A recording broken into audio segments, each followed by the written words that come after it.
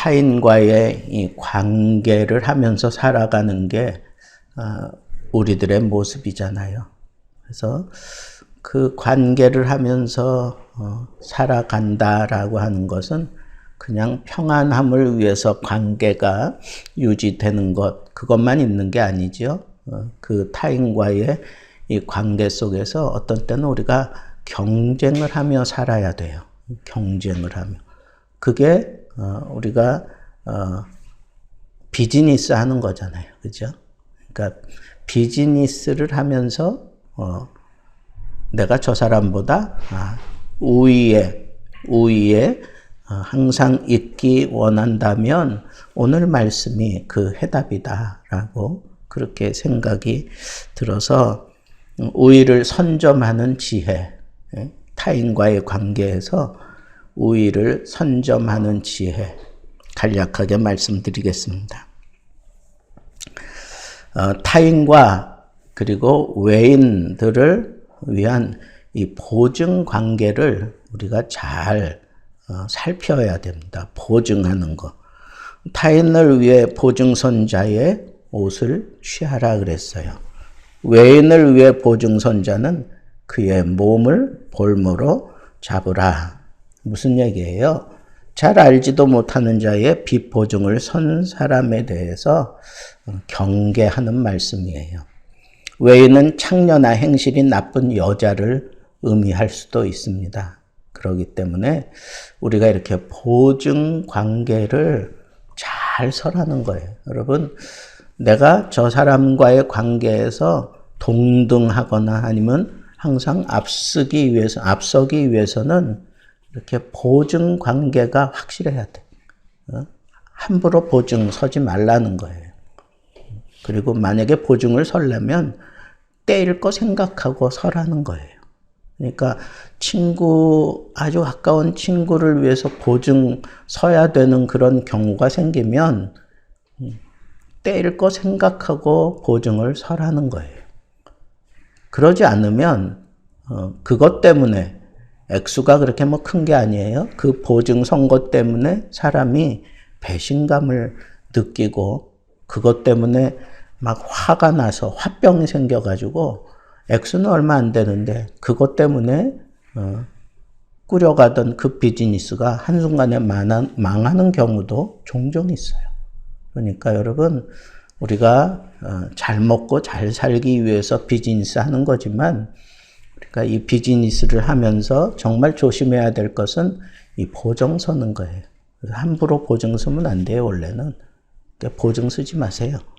그러나 꼭 보증 서야 되는 그런 상황이 생겼을 때에는 떼일 거 각오하고 서라는 거예요. 그래서 그것 때문에 내가 타격을 입지 않아야 된다 하는 거죠. 두 번째는 음식을 속여가면서 이득을 취하지 말라는 거예요. 먹는 것 가지고 장난하지 말라 하는 그런 얘기 흔히 하잖아요. 그죠? 이 얘기는 부정직한 방법을 가지고 돈을 쉽게 버는 것은 처음에는 잘 되는 것 같아. 그런데 반드시 그 결과는 아주 망가지고 만다는 거예요. 오락이나 수고 없이 취하는 자는 삶의 모습이 흐트러져 건강 상태가 아주 상실하게 된다는 거예요. 그러니까 여러분, 장난하듯이 무슨 비즈니스 하면 안 돼요. 그냥 내가 좋아하는 거니까 기쁨, 그런 게 아니에요. 정말 정성을 다하고. 아침에 제가 황수관 박사 얘기를 잠깐 했는데 자기를 교무실로 불렀잖아요. 그러니까 어린 중학생이니까 그 황수관이 문을 두드리고 들어가니까 선생님이 벌떡 일어나더니 아주 정중하게 자기를 향해서 인사하면서 어서 오너라 그러면서 일어나서 인사를 한다는 거예요. 그러니까 한참 이제 자기 인격이 형성되는 그 시기 아니에요. 그죠? 중학교 1학년이니까.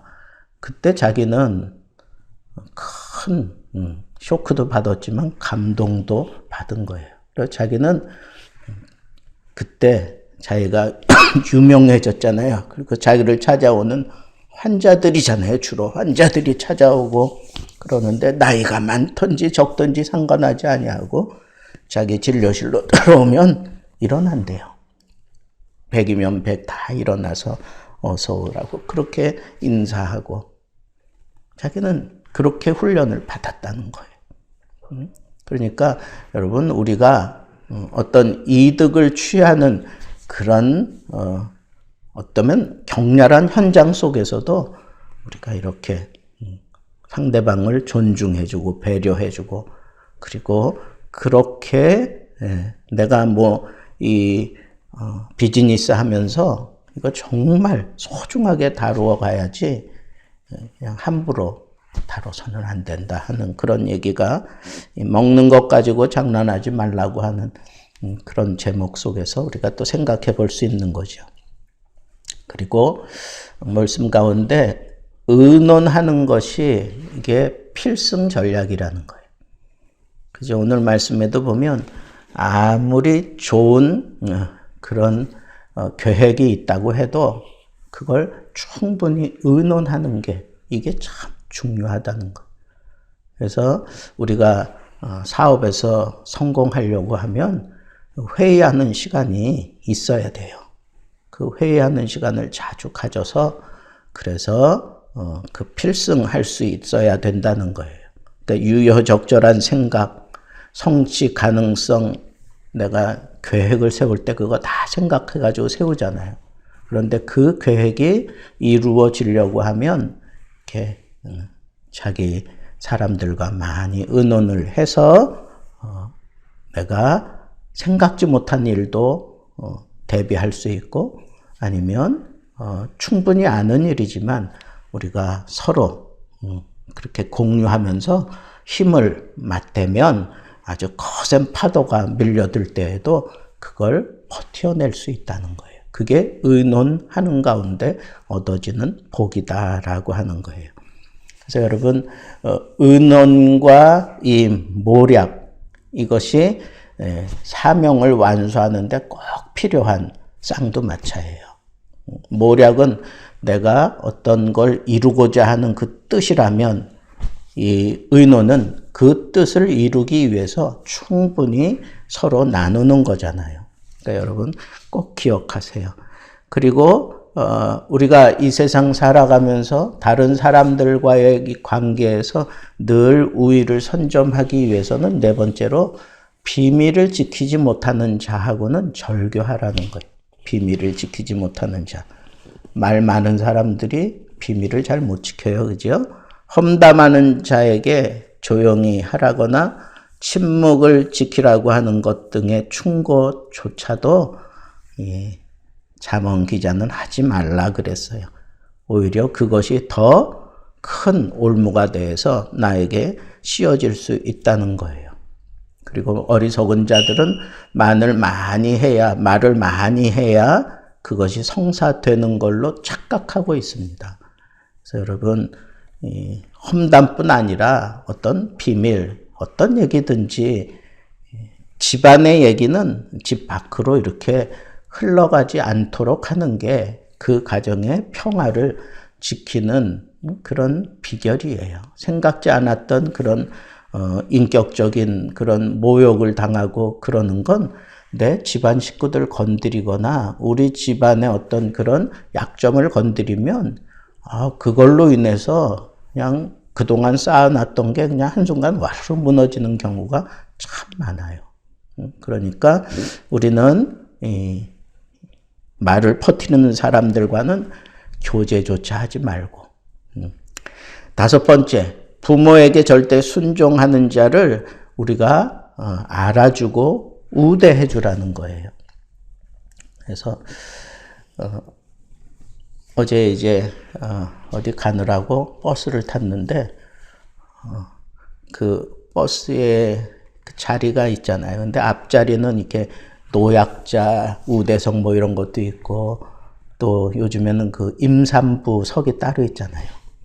그 임산부석에 앉아있던 어떤 자매가 나를 이렇게 힐끔 보더니 그래도 제가 머리가 이제 희끗희끗하니까 일어나는 거예요. 나는 생각지도 않았는데. 예? 그래서 내가 한순간에 내가 그렇게 늙었나 하는 생각도 하고 한편으로는 고맙기도 하고. 근데 그 의자 거기 보니까 임산부석이라고 돼 있더라고. 그래서 일어나지 말라고. 그랬더니 자기 다음에 내린다는 거예요. 그래서 내가 좀 그 사람이 좀 견문쩍어 할 수도 있지만 나 괜찮다고. 그리고 여기는 임산부석인 것 같다. 그랬더니 이 아가씨가 좀 견문쩍었을 거예요. 그제요?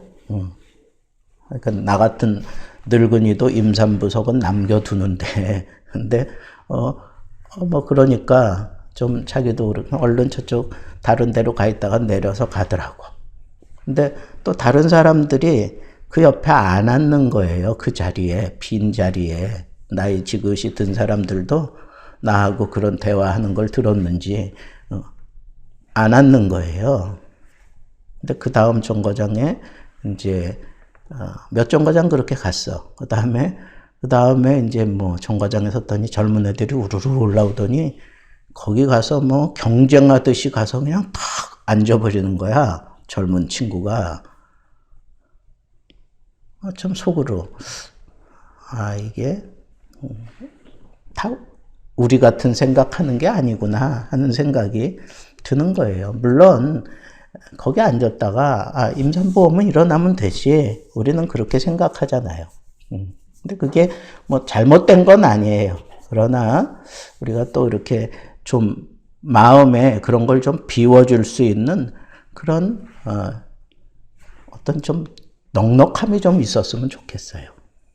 그래서 내가 우대 받았단 말이에요. 사실은 나이 좀 들었다고 우대 받았는데 기분은 상당히 좋았지만 거기에 그냥 앉을 수 없었던 그 안타까운 그런 사연을 여러분들에게 말씀드리는데 좀 우리가 살아가면서 좀 여유가 있었으면 좋겠어. 근데 그 여유를 우리가 좀 표현하는 가운데 여러분들이 제일 먼저 해야 될 게 뭐냐 하면 어른들을 공경할 수 있는 여유가 있었으면 참 좋겠어요. 내 어머니, 아버지 대하듯이 어른들을 그렇게 좀 배려할 수 있는 그런 여유가 우리 젊은이들에게 좀 있으면 좋겠다. 그리고 그런 사람들이 좀 우대받는 그런 사회를 좀 만들었으면 좋겠어요. 어른들을 잘 공경하는 그런 사람들을 우대해 주는 거죠. 우대해 주는 거. 그래서 효자, 효녀 뭐 이런 사람들에게 조금 더 싸게 해준다든가 뭐 이제 뭐 그런 것들이 우리 사회를 좀 넉넉하게 만드는 것은 아닐까 하는 그런 생각을 해봅니다. 여섯 번째로 우위를 선점하기 위해서는 좀 대기만성의 모드가 필요하다. 대기만성. 대기만성이 뭐예요? 냄비같이 팔팔팔팔 끓는 거 말고 이 뚝배기처럼 좀 덮여지는데 오래 걸려도 그 대기만성이잖아요. 그런데 이렇게 덮여지고 난 다음에는 또 이게 느긋하게 그 온도가 이렇게 식어요. 근데 팔팔 끓는 그 냄비 같은 거는 금방 또 식어버리잖아요. 그죠? 그러니까 급히 먹는 떡은 체하는 법이잖아요. 그러니까 산업으로 우리가 생각할 때 이 산업이라고 하는 것은 재물이라기보다는 유산, 상속 이런 의미가 있는 거예요. 그러니까 우리가 어떤 사업을 하고 막 이럴 때 돈만 추구하지 말고 내가 이 사업을 통해서 어떤 경건하고 보람된 그런 유산을 남기고자 하는 그런 자세를 가지고 내가 조금 남들보다 조금 늦게 갈지라도 내가 벌어들인 이것은 정말 자식들에게 남기는데 부끄러움이 없고 정말 본이 될 만한 그런 돈만 버는 게 아니라 돈을 버는 그 과정 속에서도 그렇게 소중한 그런 교육을 보여주는 사람, 그 사람을 하나님이 책임져 주신다는 거예요. 여러분, 나만 잘하면 돈 많이 벌 것 같지만 절대로 그렇지 않아요. 농부들을 보세요. 열심히 땀을 흘렸지만 그 해에 태풍이 불어닥치면, 홍수가 나면 한순간에 다 떨어지고 그리고 다 뒤집어지잖아요. 그죠?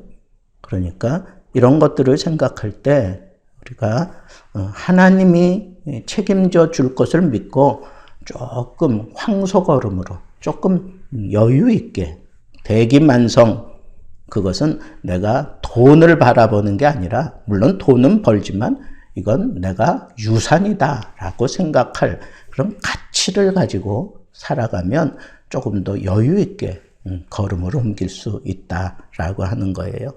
7번째, 악을 악으로 갚지 말라는 거예요. 악을 갚는 것은 여호와께 맡기라 하는 거예요.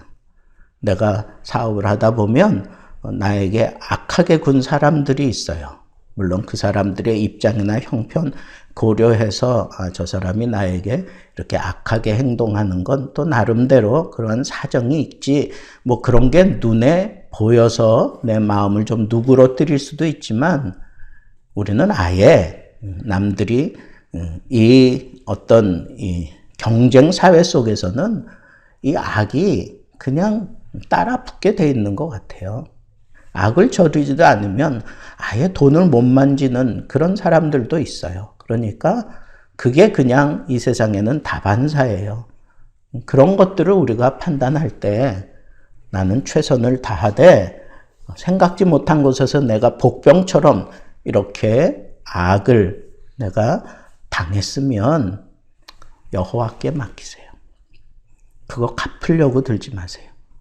그러다 보면 내가 화병이 생긴다고.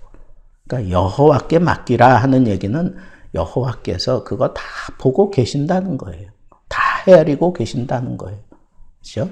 그러니까 악은 하나님이 반드시 보응을 하셔요. 요즘 우리 열왕기하 그 강의하면서도 이 우상 숭배한 자들, 악을 저지른 자들에 대해서 하나님이 반드시 그 처단하시는 그런 모습들을 보면서 하나님은 살아계시는구나.